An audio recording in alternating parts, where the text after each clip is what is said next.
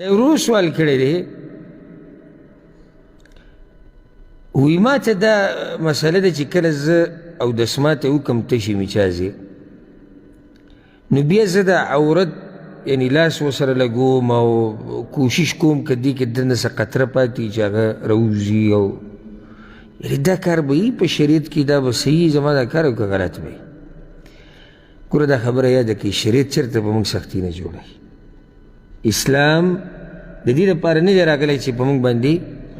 سختی جوړه کړي بلکې اسانتیا یې جوړه کړې ده دا ګورې غیر مشروع طریقه ده بلکې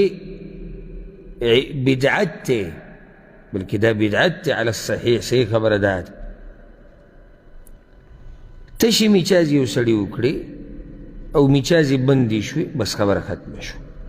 د بعضو فقهاو هم دا خبره لیکلې خو بې دلیله بعضو پکې دا لیکلي وي څو پوړۍ به وخوري چې بیا به راکوز شي نو که صحیح چې راوځي دا به زموږ په هر ځای کې اودس ماتې کوي پوړۍ به وګورو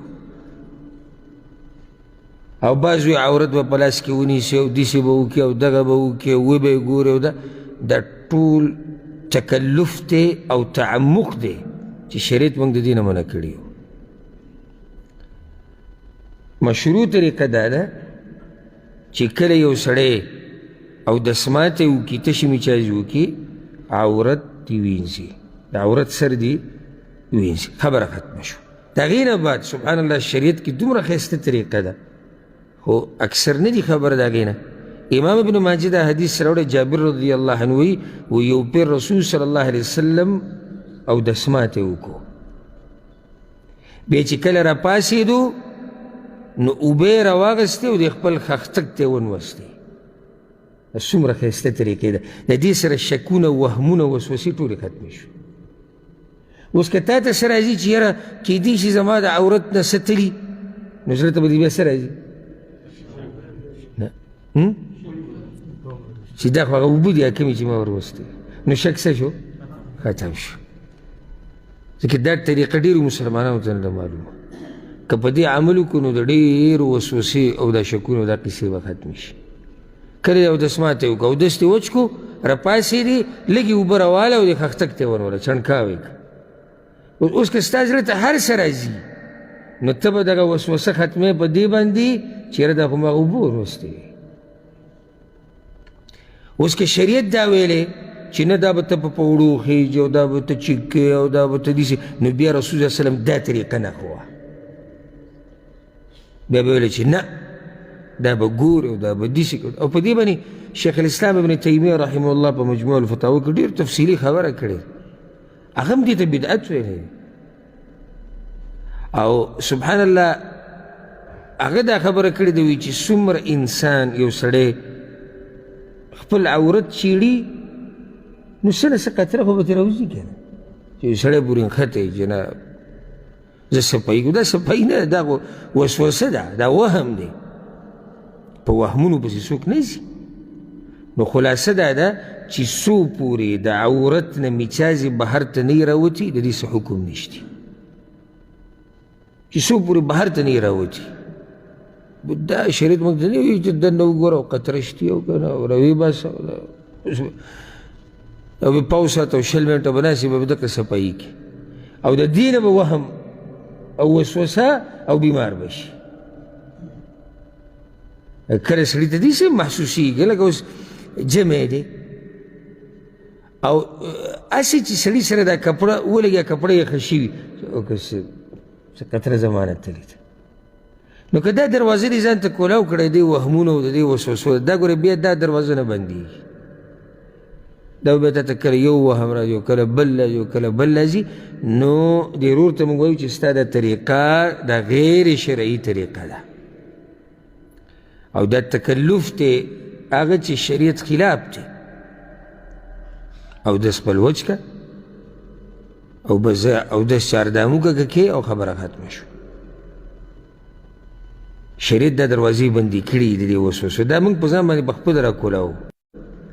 که دا داسې شي او که دا داسې او دې مخکې ورځو کې به ما بیان وکړو او د هغې نه بعد ما سره څو کسانو رابطه وکړه دا دې هفتې په ورځ دا تېر شوې هفته چې وه خالي ورځ په دې باندې ما سره یو کس رابطه وکړه وایي خودکشي کوم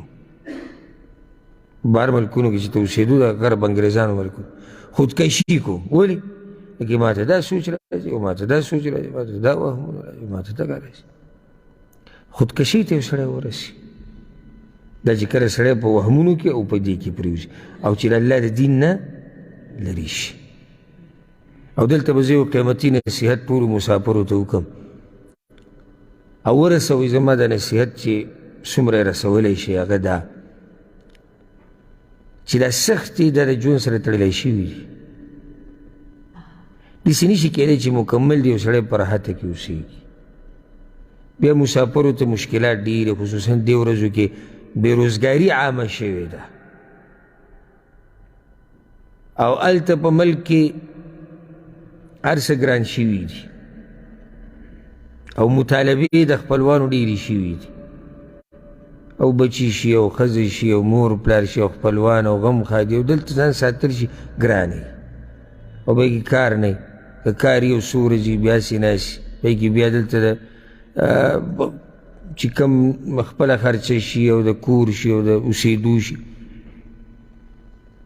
دا مسلې هله یو انسان په ټینشن کې ورچ یو ژوند ولا لنډ تنګ کې کله چې سړی د الله د دین نه نه خبر او چې د الله د دین نه خبر وي که نه او په تقدیر باندې مضبوط ایماني او 15 وخته لمونځ کوي او تهجد کوي او د قرآن تلاوت کوي او اذکار کوي، نو په دې قصو دی نه ګډوډ کېږي. لکه چې د زړه مطمئني چې څه زما په نصیب کې د هغه به ماته میلاویږي او چې کله الله وغوښته ماته به میلاو شي، زه به خپل محنت کوشش کوم که څه په لاس رالو یو ښه ده که رانهلو یو هم ښه ده، لکه زما په نصیب کې نه. خو دومره وهمونه او سوچونه او ټینشن چې سړی د ځان نه لیونی جوړ کړي، دا صحیح طریقه نه ده. او د دغې د لاسه بعضو پکې ځانونه وجري، دلته یې ځانونه وجري، ځانونه یې پانسي کړي دي او چا څه خوړي دي او چا څه خوړي دي. ولې؟ وایي کار یې نه، نو کار یې نه ته ځان وجري یا غریبي او ته به خودکشي کوې. نو دا ټینشن د وهم او دا قسمه خبرې سړي ته هله ډېرې شي چې کله سړی د الله په دین باندې نه پوهه. نور هم وجري، دا نه چې صرف دا یو وجه ده، خو یو وجه دا ده او دا غټه وجه ده چې کله سړی د الله په دین نه پوه. چې کله د الله په دین پوهه وي او د دین سره یې تعلق و، زړه به دې مطمئن. دا یو نیم سم داسې لیونۍ ګډې وډې شروع کړي، لکه اوس مثال کې کار لړ کار صحیح نه او بس بلډ پریشر به یې ختلی او چغې به وایي او جګړه اور بس زمونږ غریبي ده موږ تباه شو موږ برباد شو. لکه لږ صبر وکړه. ته څه شي تباه شوی؟ تباه کېږي خو هغه سړی چې د ایمان نه خلاص شي، بربادېږي خو هغه سړی چې د الله نافرماني وکړي.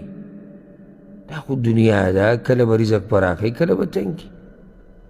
کله به خوشحالي کله به غمي، کله به راحتي کله به مصیبتي، کله به پیسې ډېرېږي کله به کمیږي. دا په یو حال خو نه دي هر څه. او دومره سخته تا نه دی تېره کړې څومره چې صحابه کرامو تېره کړې او څومره چې رسول صلی الله علیه وسلم تېره کړې. په دومره نعمتونو کې به یو نیم ځان سم لیونی جوړ کړي. بعض راشي وایي دا به کېږي څه، لکه ته په الله مضبوط یقین ساته، توکل په الله باندې وکړه، الله ته ځان وسپاره، ورسره اسباب لټوه په حدودو کې دننه. اسبابو کې هم زیاتی نه کړې، دا نه چې اسباب لټوم او هر څه مې پسې پرېښودي دي. شپه ورځ مې یو کړې ده، الله پاتې ده او پیغمبر پاتې ده او دین پاتې ده او خپلوان پاتې ده او تعلقات پاتې ده او هر څه ختم دي، زه اسباب لټوم. دغه شریعت تا ته دغه حدودو کې اسباب نه وي، وایي حدودو کې ولټوه چې هر څه پکې کېږي او بیا هم تا ته رزق په لاس رانغی، بس صحیح ده، په دې کې به خیر. او دا ما تاسو ته څو بیانونه کې ویلي چې په دې ټکي ځان عادت کوي چې په دې کې به خیر. داسې موږ دلته درس کې ټول په اسانه ووایو دې کې به خیر وي، داسې ورته خوشحاله شو، دې پته به لګي چې کله د باندې څه سخته راشي چې به یې وی که نه وی چې دې کې به خیر وي. دلته خو موږ ټول ووایو زه او داسې به ووایو چې دې کې به خیر، خو چې د باندې راشي بیا ته دا ټکی وی که نه چې دې کې به خیر، بیا به دې پته ولګي او الله چې څه کوي به یې کې خیر وي او موږ چې خپل خیر پته نه لګي. داسې دا یو خبره مخې ته راله د دې وسوسو د وهمونو قصه وه چې د مسافر اکثر په دې وهمونو سوچونو فکرونو کې د دې قصو د لاسه لاړ شي.